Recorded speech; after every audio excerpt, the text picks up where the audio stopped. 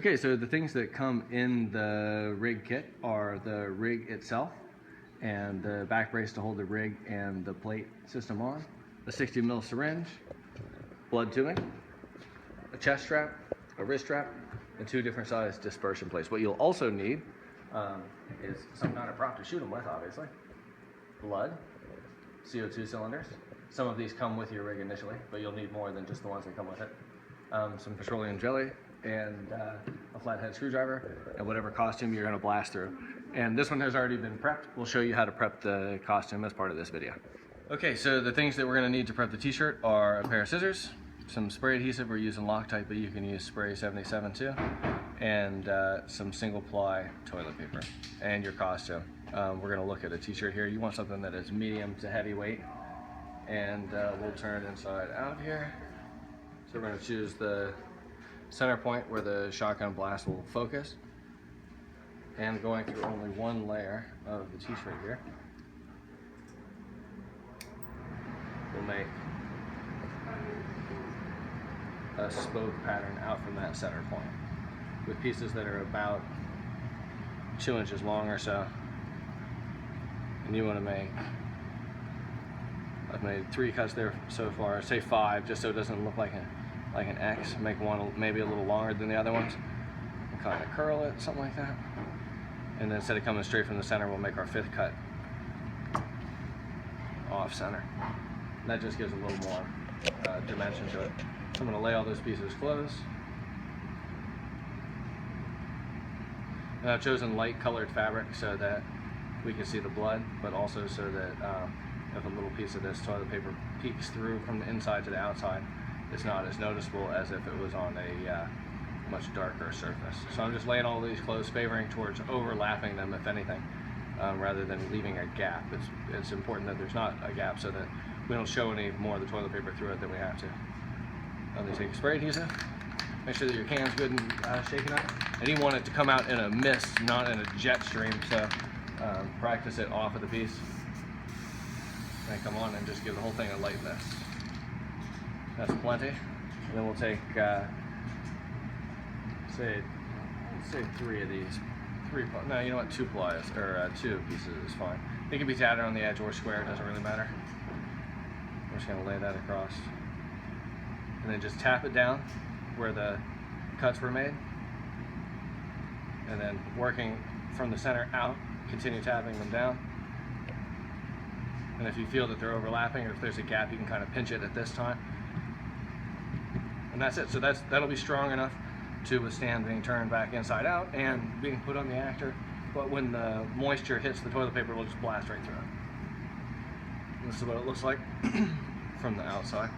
And again, if you're seeing any of the toilet paper or anything like that through here, which we're not, then you can just kind of pinch and pull at the fabric after the fact from out here. But our center point is right here. You can't see it at all, even up close. Our center point is here, our line is going here and here, and so that all just blasts right open. Okay, let's look at putting the rig on. Okay, so let's show you guys how to put this rig on our willing subject, Kyle, here. First thing we're gonna do is take our back brace, our trusty back brace. We want, this is gonna hold the dispersion plate, so we want it on his chest. We've checked the costume on him already. We know that we want the plate to land just off center, just underneath of his pecs. So, if you could turn around for us, Kyle. I'm gonna hand him the front of that just to square it up for me, if you would, please, Kyle. Great, then if you could resist me, just lean against me a little bit. I'm gonna pull this tight. Great. And just make sure it's not too tight. How's that feel, Kyle? Yeah? All right, if you can turn back around for me. Now I've already got this rig just temporarily set up. So the plate and the rig are already attached to the hoses. I haven't tightened any of the hose clamps down or anything like that yet because we're gonna have to take this back off in a second. We're just gonna fit it to him as of right now. So we're gonna place this plate, if you turn it towards the camera. Place this plate right where we want it. Like so, and then if you lift up this arm from the car, I'm gonna wrap this around his body such that the tube does not get kinked up and is as tight against his body as it can be. And Kyle, will you turn around so that we can see where this rig lands on your back? Sorry. And so with this piece here, I think we'll just take it and tuck it right back into its own tubing. just like so. Right? And now we're going to run the trigger to his left hand. So if you turn back around, Todd, and your trigger to your forearm, take our wrist strap, use the elastic part of the wrist strap around the whole deal. And you just wrap the Velcro once around so that if it's a long scene and you don't want the actor to have the trigger in his hand the whole scene, he can wear it up his sleeve and then pull out whenever he's ready. For right now, we'll just leave it in his hand the whole time.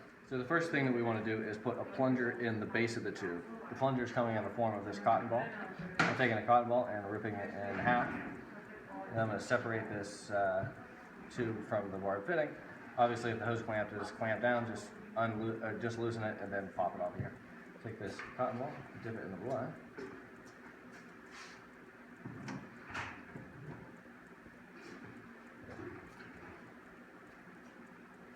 Place that in the end. You take the end of the tube, use a little petroleum jelly on the end of the brush, brush it on. Take the end of the tube, and as long as you make it over 2 or 3 of the barbs here, you're in good shape. And you want to loosen the hose clamp so that it slides over top of those barbs.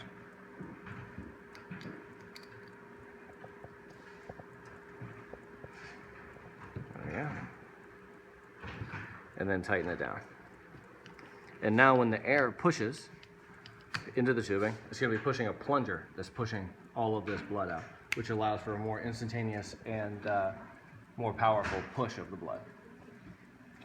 After that, we're going to take this rig, we're going to set it on the ground, and leave the plate up top. Put this trigger in a place that you're not going to step on it, or have somebody hold it for you. We're going to take this plate off, same way. Just separate everything and hold this tubing. If you have an assistant, that's awesome. Yeah. For 244 milliliters of super thin stage blood, almost water thin. Great. And if there is going to be a lot of action with your actor, an option is to use some saran wrap on this end of the system just to keep it all sealed. You would do that by placing the saran wrap over the end of the barb fitting. And again, using a little bit of Vaseline just so you don't break the plastic too early. And that's just going to slide. I'll take it back. Just slide it on here.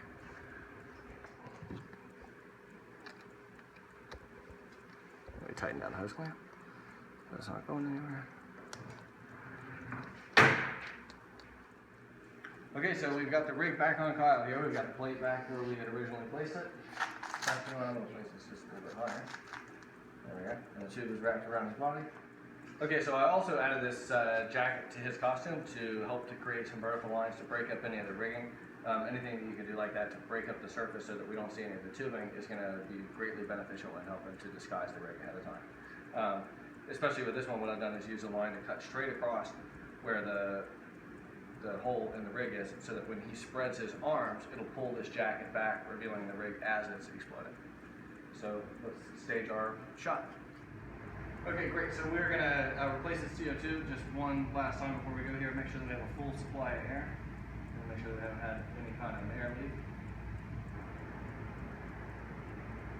You would do this after all your dry rehearsals when you knew for a fact that everybody was ready to go. So you have maximum air supply when the time comes. Shotgun here, and I'll do a 3, 2, 1 bang and on bang. I'll pretend to shoot, he'll pretend to get shot.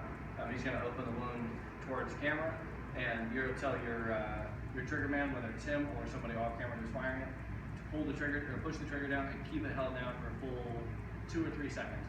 It's not just a baby tap. Right? And open up to the camera just a little bit like that. And you can cheat the action towards camera a little bit like this. And 3, 2, 1, bang! That's it. That's the boomstick.